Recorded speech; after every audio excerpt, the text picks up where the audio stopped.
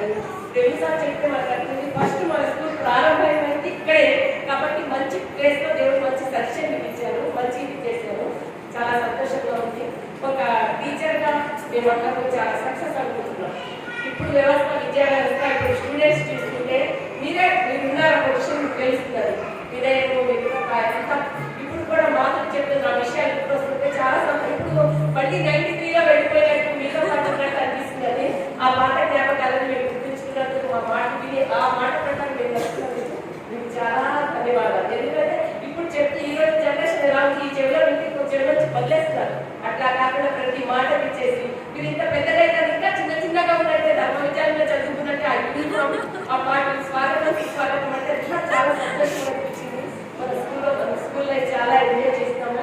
ఒక టీచర్ ఎప్పుడు సక్సెస్ అవుతారంటే వాళ్ళ స్టూడెంట్స్ మంచి పొజిషన్లో ఉన్నప్పుడు చాలా హ్యాపీగా అనిపిస్తుంది. ఒక తండ్రి ఎప్పుడంటే చాలా ఒక సక్సెస్ఫుల్ తండ్రి ఎప్పుడు అవుతారు, వాళ్ళ కొడుకు తనకంటే మంచిగా. ఒక టీచర్ కూడా మీరు ఇంత మన మాధురి ప్రొఫెసర్ అయ్యింది, మీరు అందరూ ఇంత పొజిషన్లో ఉన్నారంటే అసలు చాలా సంతోషంగా ఉన్నది. పట్టడానికి ఆనందానికి అవసరం లేదు. స్టూడెంట్స్ ఒక విత్తనం వేసినాము. మన రచిత కూడా పోలీస్ డిపార్ట్మెంట్ ఉన్నారు, అందరూ తర్వాత ఒక పొజిషన్ వెళ్తారు. ఒక పొజిషన్ లేకపోయినా హౌస్ వైఫ్ కానీ ఇప్పుడు సక్సెస్ఫుల్ అయ్యి కొంతమంది జాబ్ రాకపోవచ్చు, వాళ్ళు చేసే అవకాశాలు లేకపోవచ్చు. లేకపోయినా మీరేమి అన్సక్సెస్ఫుల్ అనుకోదు. భర్తని మంచిగా ఇచ్చేసి చూసి పిల్లలు మంచి సరైన మార్గం విద్యాబుద్ధులు సరైన మార్గం right way what is right ఎవరు చెప్పట్లేదు. ఇప్పుడు ఎలా ఉందంటే కమర్షియల్ అయిపోయింది. జస్ట్ టైం ఇంత ఉంది కదా ఇంత చెప్పేసా అయిపోయింది. టీచర్ అయినా మేము సొంత బిడ్డలాగా అనుకున్నాం. ఇప్పుడు అలా కాదు, ఇంకా వస్తుంది మా పోర్షన్ అయిపోయింది చెప్పేసాం అయిపోయింది అనుకుంటున్నాం. అలాంటి వ్యవస్థలో చూస్తున్నాం కాబట్టి మనం మీరు ఏం చేస్తారో దేనికుంటారో సరైన న్యాయం చేయించాలని చెప్పి మీరు ఇంత మంచిగా అరేంజ్ చేసి ఎంత దూరం నుంచి మన విజయం ఇక్కడ తెనాలి నుంచి వచ్చింది. చాలా సంతోషం అనిపిస్తుంది. ఇంకా దూరం నుంచి వచ్చిన వాళ్ళు కాదు టీచర్స్ అందరికి ఆహ్వానించారు, మంచి సన్మానం చేశారు. చక్కగా మేము చూస్తుంటేనే కడుపు నింపుకొని ఇంకా భోజనాలు ఏమో అవసరం లేదు.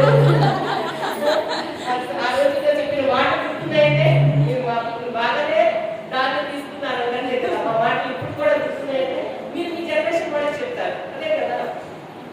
మీరు ఎలా ఫీల్ అవుతున్నారు? చాలా హ్యాపీగా ఫీల్ అవుతున్నాను టీచర్.